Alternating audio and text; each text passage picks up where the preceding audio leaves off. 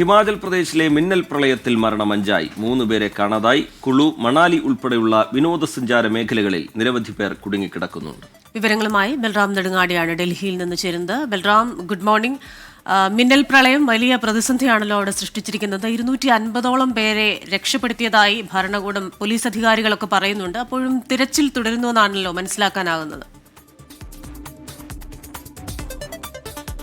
Very good morning Christina, Rejith. ഉത്തരേന്ത്യൻ സംസ്ഥാനങ്ങളിൽ, പ്രത്യേകിച്ച് ഹിമാലയൻ സംസ്ഥാനങ്ങളിൽ കഴിഞ്ഞ 2 ദിവസമായി ശക്തമായ മഴ തുടരുകയാണ്. പ്രധാനമായും ഹിമാചൽ പ്രദേശിൽ തന്നെയാണ് ഈ അതിശക്തമായ മഴ അതിരൂക്ഷമായി തന്നെ ബാധിച്ചിരിക്കുന്നത്. ഹിമാചൽ പ്രദേശിൽ കഴിഞ്ഞ ദിവസം 9 ഇടങ്ങളിലാണ് മിന്നൽ പ്രളയം ഉണ്ടായത്. 3 ഇടങ്ങളിൽ മേഘവിസ്ഫോടനവും ഉണ്ടായി. ഇതിൽ മരണം 5ആയി ജില്ലാ ഭരണകൂടങ്ങൾ സ്ഥിരീകരിച്ചിരിക്കുന്നു. ഈ 4 പേരെ മരിച്ച് 4 പേര് തിരിച്ചറിഞ്ഞിരിക്കുന്നുണ്ട്. ഇതിൽ ഉത്തർപ്രദേശ് സ്വദേശിയും ഒപ്പം തന്നെ ജമ്മു കശ്മീർ സ്വദേശിയും ഉൾപ്പെടുന്നുണ്ട്.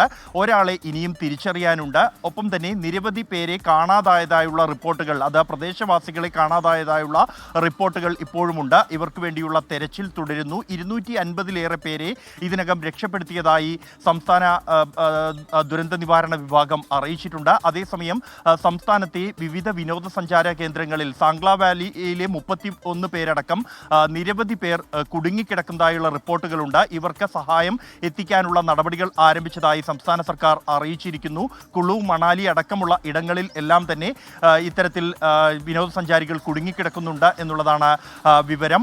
അതിൽ ഏറ്റവും കൂടുതൽ പ്രളയം ബാധിച്ചിരിക്കുന്നത് കുളുവിലും കാംഗ്ര വാലിയിലുമാണ്.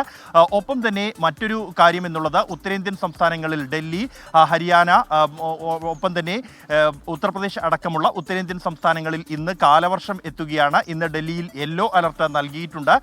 ഇതും അതിനെ തുടർന്നുള്ള ജാഗ്രതാ നിർദ്ദേശങ്ങളും ഉത്തരേന്ത്യൻ സംസ്ഥാനങ്ങളിൽ തുടരുകയാണ്. ക്രിസ്റ്റീന, റീജിത്ത്.